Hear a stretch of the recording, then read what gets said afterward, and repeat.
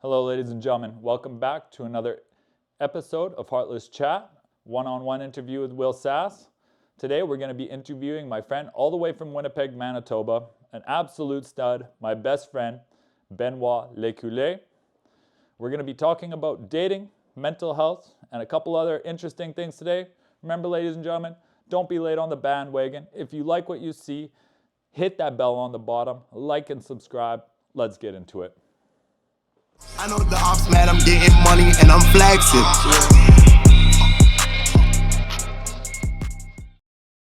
All right, ladies and gentlemen, welcome back. I'd like to introduce my guest here, Benoit Lecuyer. Ben, how are you tonight? I'm pretty good. How are you, brother? Man, I'm doing good tonight. Happy you're in my living room with me. I mean, half a country away, but still in my living room with me. Oh, yeah. You ready for some interesting questions? Oh, yeah, let's get it. All right.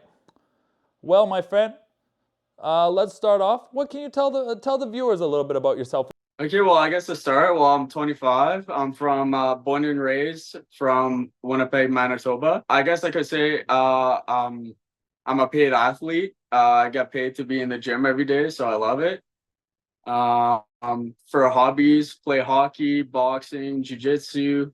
Even got into tattooing. Been tattooing for a while, just building a portfolio. I guess I could say I'm a spiritual guy. I'm very into that stuff. I'm a godly man, I guess. I'm a Norse pagan, so I worship the Norse gods like Odin, Thor, Tyr, and the Aesir. So all of my life is basically based around the gym, worshiping the gods, and just bettering myself. Quite a manly persona of all the things that you've accrued so far. I remember playing beer league with you back in the day. That was sick. Yeah, You had some wheels on you, bro. yeah. You and your brother.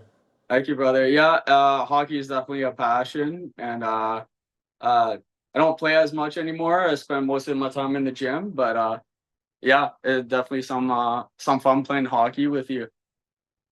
Speaking of the gym, remember that time we tried to beat David Goggins' record of 4,000 pull-ups in a day? Yeah, that was an insane day. It was brutal. I was sore for a week after that. We got to, I think, 1,001 pull-ups in probably, I don't know, 6 hours or so. So yeah, I think that's pretty sick. I think we could confidently say that we're probably the only two, or maybe some of the only two in Winnipeg that probably ever did that. So I'm pretty sure that's an accomplishment. One that I've forgotten. I keep forgetting that I did that. I haven't forgot how bad my hands were messed up from that, though. I remember we both had our hands all taped up. We started 6 a.m. We went to the Refinery Good Life on Bishop Grannon in Winnipeg.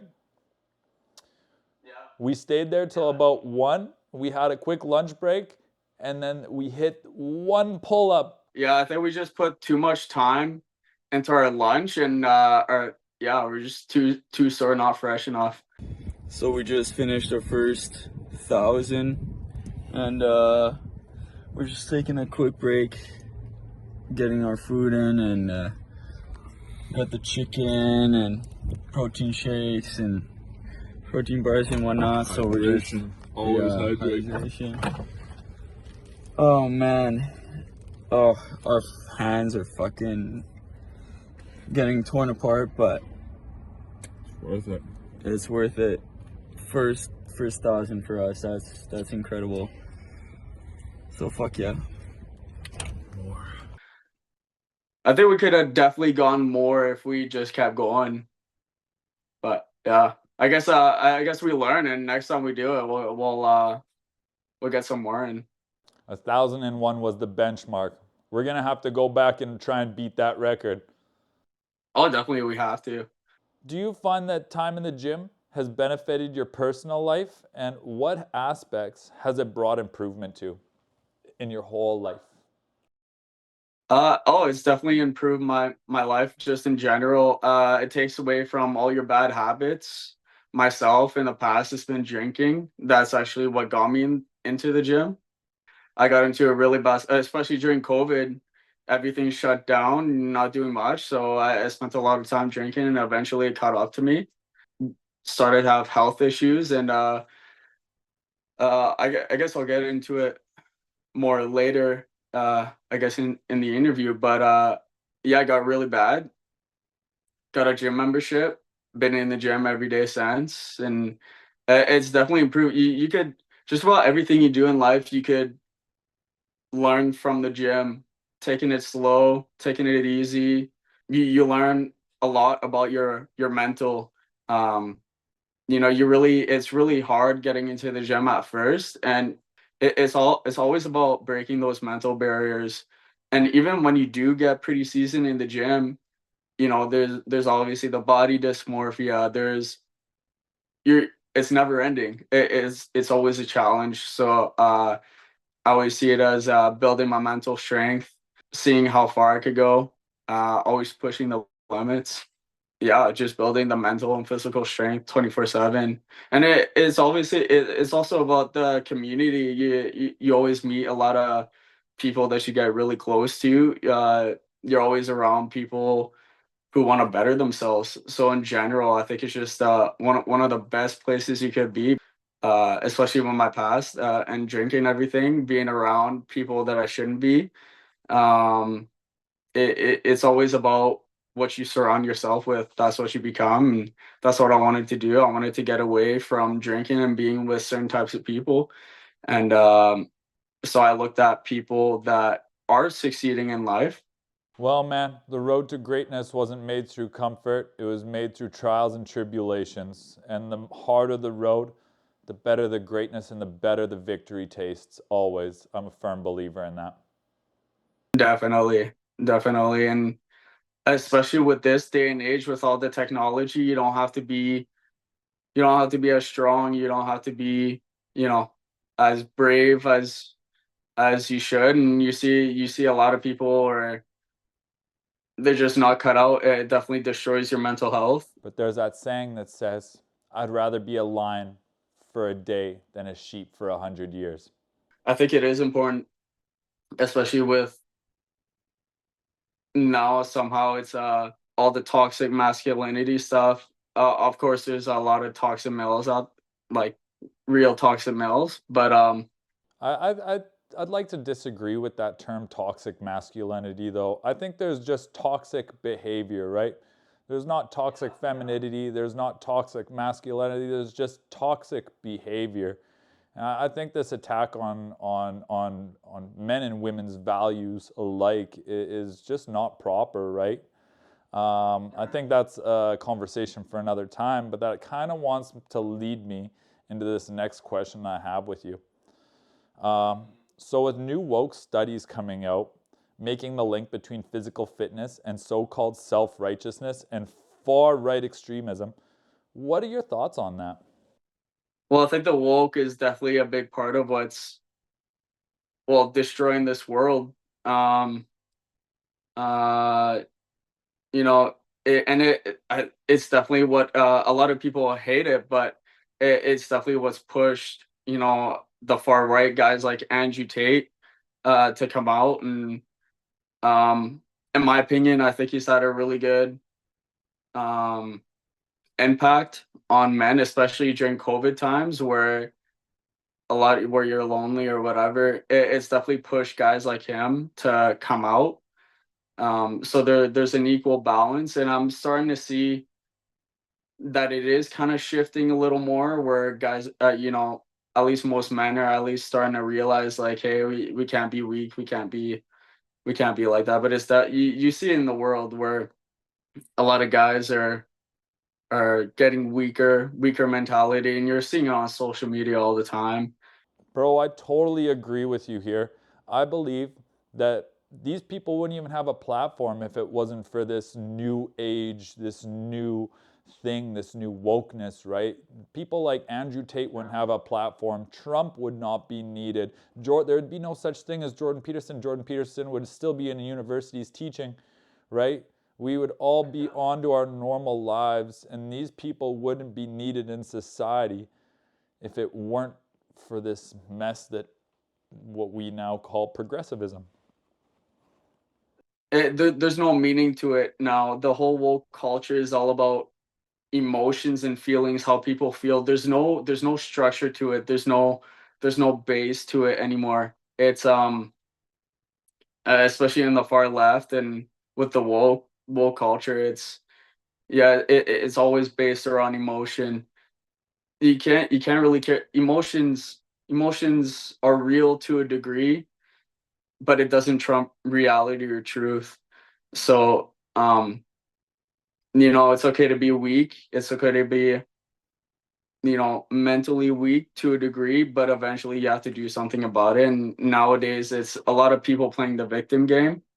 I think there's factors that come into it out of like self-loathing, jealousy, and laziness, but it's not for the cause of the right that wants this, right? I think what we want as just people who call themselves conservative based is more or less just being able to have our family, being able to operate in a normal life, being able to just have unity among people. Like, we never wanted this division. We wanted to just exist. Everybody's, especially within the gym, everybody's working on themselves. That's one place where you can't cheat life. All your success, you can't cheat it. And you're always building. Everybody has the same goal to a degree. Everybody's trying to get better, and it's definitely one of the better places you could be at. You know what? Someone can take away your wealth, someone can take away your partner, someone can take away your house, someone can take away everything that you own, but they can never take the body you built. Definitely. And I mean, there's that cheesy saying where it's always you versus you, and it is you versus you at the end of the day. Nobody's gonna get you out of bed. Nobody's gonna make you food. Nobody's gonna make you money. It is at the end of the day on your own, and at the end of your life, you're buried on your own as well. So I came there and everyone had a common goal. And when I first started the gym, just like you, I was battling addiction myself, and I was battling a life that I did not want to be in anymore. And I went to the gym, and I went there day after day. And I think they're really spreading the wrong message about this for mental health, right? Like, the gym is what helped me conquer my mental health and grow to be a better person. Because every day, gradually, I was a better person than I was the last day and the day before that. I really think they should be spinning a message that the gym greatly benefits your life in every aspect, starting from mental health. definitely. Ben, you're a stud, you're a lady killer. Every single girl I've ever talked to has wanted a piece of you. Bro, what's your experience been like for dating in Winnipeg? Well, it seems like Winnipeg is like really small, so it's easy to get into a relationship. It's hard to keep a relationship, that's for sure. Especially with obviously social media, Tinder, and everything. It's tough keeping a relationship. And it's very hard to find a woman that's well, not for the streets anymore. So that I that kind of gives a good idea on what dating in Winnipeg is for sure. Can you dive into that a little deeper for us? Maybe do you have an example or a situation that happened to you? Well, I'm in a relationship right now. Right now, it's really healthy. We're growing strong, and I love her very much. But I guess my past relationships, they've been pretty toxic, and social media has played a big game. I guess in that role, the last two relationships I've been cheated on, catching I guess my past partners talking to other men on social media and stuff. So it's been really tough the last year, and it always comes back to the gym. Anytime that stuff happens, just burying myself in the gym. But but they've also been great learning experiences, as in like not to be so naive. Yeah, it's definitely tough with social media and everything. Winnipeg being small, everybody knows everybody. You know, it's been often where you get a new partner and then you find out she's been with your friends or at least somebody you know. So it's definitely tough to find the right one in Winnipeg. What do you find most women are looking for in the dating pool in your experience? Like, what do you think most of the women in Winnipeg are looking for in the dating pool? I think there are. I think in general, I think it's always been the same. In general, they're looking for providers, protectors, um, men. Yeah, men in general that can provide. You always need to be providing something. Um, whether it be a certain body type or whether it be money or anything like that. I think you always need to be providing something. I don't think it's wrong to be going to looking for the traditional gender roles, right? Hmm. I mean, that's what men are supposed to be. They're supposed to be the providers. You want to go after someone who has a good bankroll, who takes care of themselves, takes care of their mind. The ones that I think that's what a lot of women get confused with is the fake confidence, right? They go after dudes with a huge ego, right? Because they think that that's confidence. But they'd rather have that fake confidence than a big giant man child, right? A dude that's incompetent, can't take care of himself, can't do anything for himself. Right. Yeah, I agree with that. Like, obviously at the start of it, it's usually always going to be looks or whatever it is. It's the initial attraction, always looks, sex appeal, all that stuff. But um, at the end of the day, I mean, it always comes back to what I found, like whether women realize it or not. You're always, you're always providing something at the beginning of the relationships, whether it's sex or whatever. But when you're looking long term, you definitely have to keep providing. Mhm. Do you think the women in Winnipeg what do you think the ratio of is for women looking for relationships rather than looking for that one night stand? I mean, it definitely seems like most women in Winnipeg. Well, I guess it depends on what age group you're looking at. It always seems like the younger women are often just looking for a good time.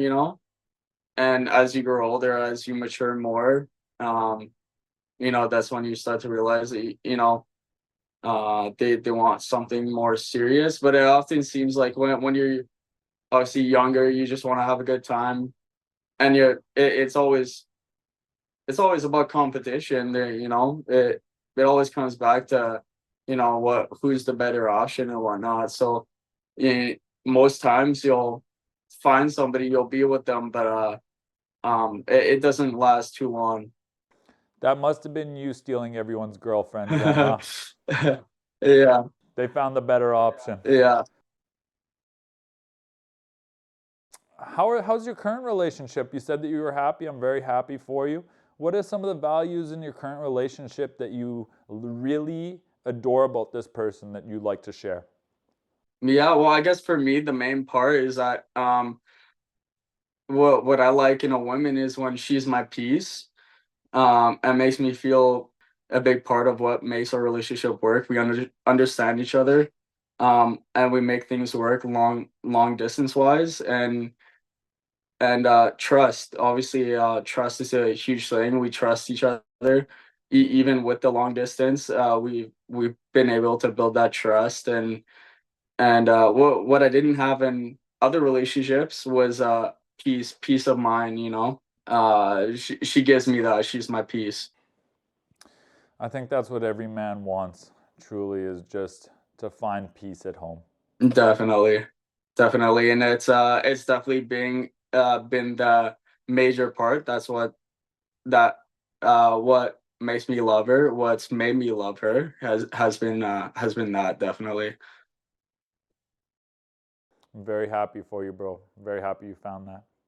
Oh yeah, thank you, bro. Yeah, you too. You too as well. If you had the chance to go abroad and find someone rather than dating in Winnipeg, would you do it? Well, I mean, hypothetically, if my relationship didn't work out, I mean, with my past experiences, relationship experiences in Winnipeg, hasn't been too great. So I think, probably going abroad, and maybe finding what I've heard, traditional women that are, yeah, more traditional women that are not so, I guess, corrupted by social media and whatnot. I think it would be a good idea. I hear, I've heard other guys do that and it works out. So yeah, I'm not opposed to it. A lot of people badmouth that passport, bros, but I see way too many benefits in it. Yeah, yeah, definitely.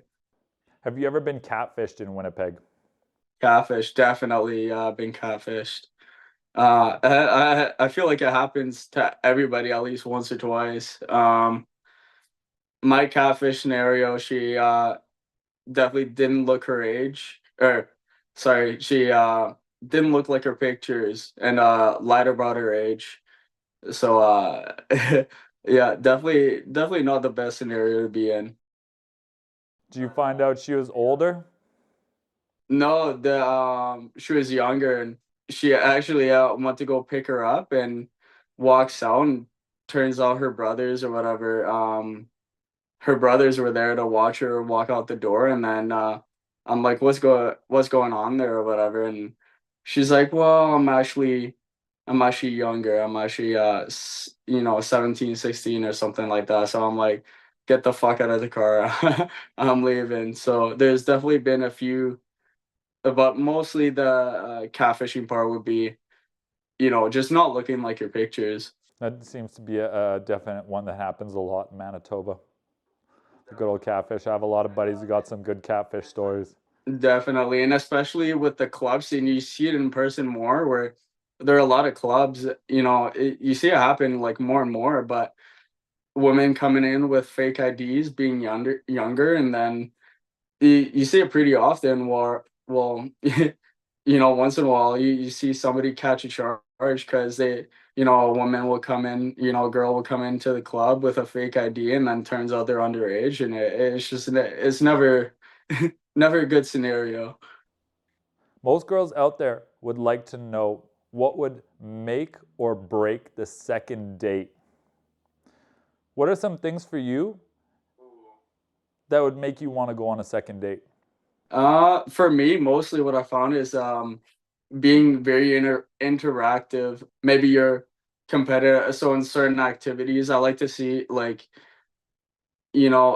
having a good conversation is great, but you also need to be in, or for me, I guess the last minute adventures, like what am I trying to say? Yeah, Spontaneous. spontaneous. There it is. Spontaneous adventures. Yeah, spontaneous adventures. I'm very adventurous. I'm very um I'm mostly social when I'm doing activities, whether it be, I don't know, for example, like playing pool or bowling or something. You need to be open uh to stuff like that, activities like that, not just going to dinner or stuff like that.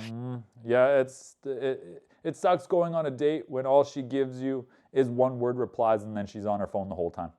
Definitely, definitely, and obviously having that sense of humor and understanding each other's sense of humor. Um, I find I have a pretty dark sense of humor, twisted sense of humor. So I feel like you need to be on the same level of humor, and so yeah, that definitely helps. And I think that's what makes my current relationship work. We understand there's sense of humor, and um, and just being open to random scenarios and whatnot. Just being open, very open. Men and women alike are complex creatures, but I think men just want to be as simple as possible, and a queen that got jokes is one that you keep. 100%. Oh yeah. You always need to be laughing, smiling, or whatever. Obviously, you're gonna have your tough days, but it definitely helps a lot. You know, it's like it's like going to a party. You know, you don't need to drink, but drinking definitely helps. What is the deal breaker that would make you not want to go on a second date? Let's say you disagree on something, you should always be able to have a conversation and work it out. You know, even if you both disagree at the end, it shouldn't be what kind of separates you. You know, you should always be able to or to figure it out, or you know, at the end of the day, you know, agree to disagree and move on. And I feel like that's a big challenge in, you know, today's, I guess, dating era, especially with the woke culture, is there's a huge divide on people's mentalities and whatnot. So I feel like even if you do have different opinions, I feel like you should always find a way to work it out, work things out, work through it. I think people are entitled to change, and change is growth, right? I think that especially growing together on in the future, if you were had a political view of this time and this moment, that can change later on in the future. And I think the benefit of growing with someone and becoming strength with them is learning and adapting to the change that each other has. Because if you don't change, you just remain the same. And what good is that? Definitely, and just try to understand each other, whether you like it or not. At least try to understand each other, you know, or why you think like that or whatever. But yeah, I think it definitely plays a huge factor in dating. What's a heartbreak story that you'd like to share with us? I guess, well, for me, what I found is that right, it comes back to providing, and I guess I wasn't providing what she wanted, and then she ended up leaving me for someone else. So I guess for me, it would be, I wasn't at the time. I wasn't in the gym. Well, I was going to the gym, but not seriously, and I feel like that played a huge factor in what made her, I guess, not being attracted anymore. I guess I wasn't working on myself as much as she wanted me to, and I feel like that played a huge factor in what made her leave me. But it was definitely a big learning curve. But since working on finding that out, you know, obviously I grew from that relationship. Eventually, she did come back. Eventually, that's when I started to work on myself. They'll always come back. They're in whatever relationship you're in. Even if you do end things, I feel like a woman will always, you know, they'll always be keeping tabs on you to see what they're missing out. And what I found that since I started to grow myself in the gym and at work and being more successful, you know, you always find it. You always find most women coming back once they see a better version of you. So what I realized, or at least what, you know, on my point of view, you know, she left me because I just wasn't where she wanted me to be at, or who she wanted. Yeah, what type of man I wanted her to be. So yeah, Ladies, take notes. If you find someone that you really like, invest in them. Promote them to become better. If you really like that person, we all grow. Sometimes it takes a couple months, sometimes it takes a couple years. I remember me and you back in the day in Winnipeg, the amount that we've grown since then has been astronomical. So I'm just saying, if you really like someone, ladies, invest in them, hang on to them, motivate them, be strong with them. definitely. I feel like a woman definitely plays a big part on how men grow. You know, you definitely push a man to be better, and they will. You know, and yeah, I don't blame her for leaving me, but a woman can definitely be a rock, or how should I say this? Yeah, they can definitely be huge motivators or factors on how man becomes, or whatever, how a man grows, for sure. Yeah, they can definitely be a millstone around your neck, or they could be a lighthouse. Definitely. But yeah, we definitely both I feel like we've had pretty similar journeys on how we're doing right now. You know, we both our starts on how we got into the gym and everything. I find that super sick, you know, and how we've become closer as well. Yeah, I think that's super sick. You know, we kind of both went through the same type of things in the same sort of timelines.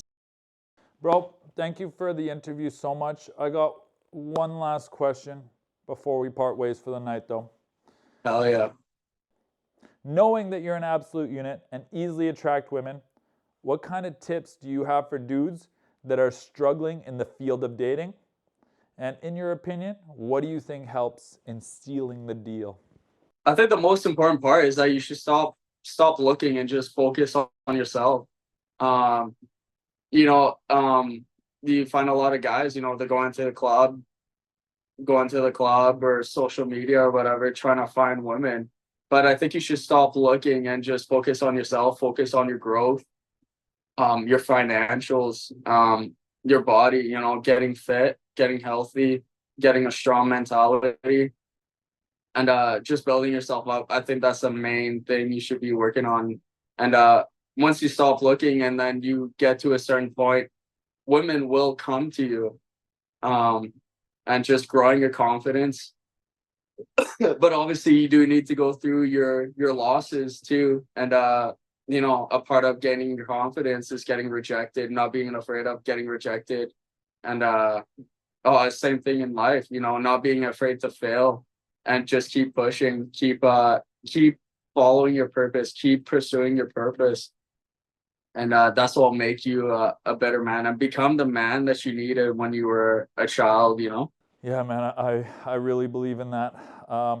Once again, Ben, thank you for joining us today. Hell yeah. Thank you, brother. I appreciate you so much. Miss you too. All right, ladies and gentlemen, thank you for staying tuned for this episode of Heartless Chat one-on-one with Sass. Hope you have a good night. Stay tuned for the next episode. But fuck yeah. Can't wait. Spray it, shake it. Yeah! You know what? This is my $80 champagne bottle. I like to show